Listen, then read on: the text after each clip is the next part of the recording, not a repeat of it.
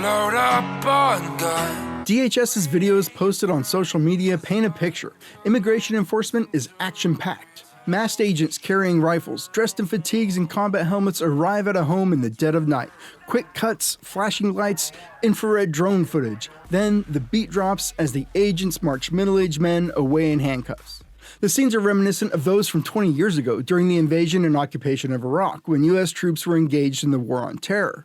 DHS Secretary Kristi Noem hasn't shied away from the war analogy. She makes the stakes clear in comments this spring. When I took the oath as the Secretary of Homeland Security, I pledged that I would work to protect the American people from all enemies, foreign and domestic.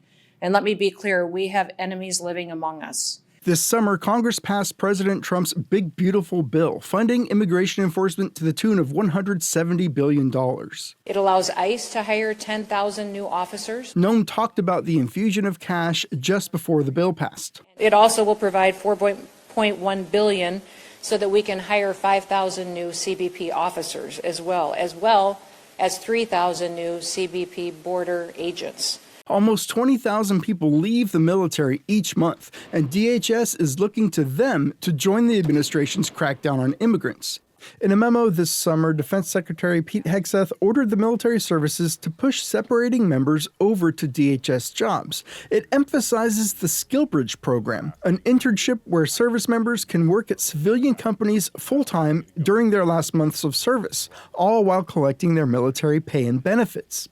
The program's website now is dominated by multiple banners advertising opportunities at Customs and Border Protection and ICE. Basically, right now, the push that we're seeing is law enforcement. Martin Rivera is a veteran staffing consultant at Work for Warriors. We met up with him at a military and veterans job fair in San Diego this month. There's been a new awakening for the field of public safety.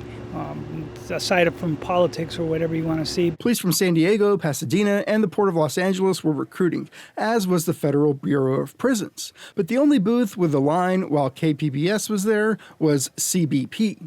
Layron Bray is a CBP officer. She says, from her perspective, doing recruiting, not much has changed. I think Customs is always hiring, especially here in the San Diego area, because we have the San Ysidro Port of Entry, which is the largest land border port in the world. So we always need people. Carlton May is an Army National Guard veteran who's been out 5 years now. He says the transition hasn't been easy. It's actually been rough. I wasn't properly transitioned on life after the military, so I've just been kind of scuffling here and there. In the Guard, he worked in intelligence, but now he's looking for a more corporate work environment than to put on another uniform. Law enforcement, not necessarily my thing, but pretty close. Rivera says organizations like Work for Warriors are here to help service members navigate what can be a challenging time. Are you trying to get a job or are you trying to get a career, right? We can do both. Let's get you making some money, right, while we process you on a career. DHS has removed age restrictions on its deportation officer positions and is offering signing bonuses up to $50,000. It's also promoting the fact that candidates don't need a college degree. On social media, the agency and its spokesperson share clips of ICE agents manhandling protesters, reveling in the conflict. "We will not back down," the agency says in one post. Barbara Walter is the author of the book How Civil Wars Start and How to Stop Them. She's a professor at UC San Diego and an expert on extremism.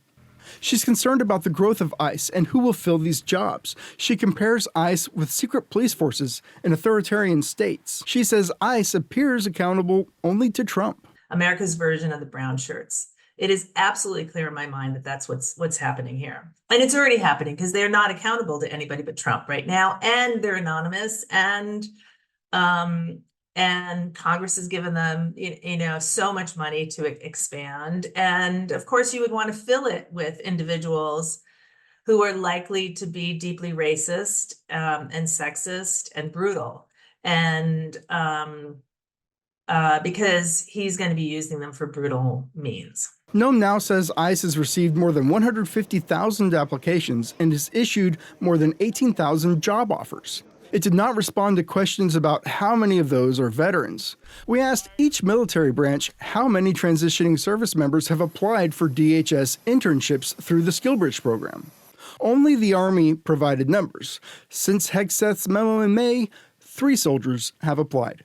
Andrew Dyer, KPBS News.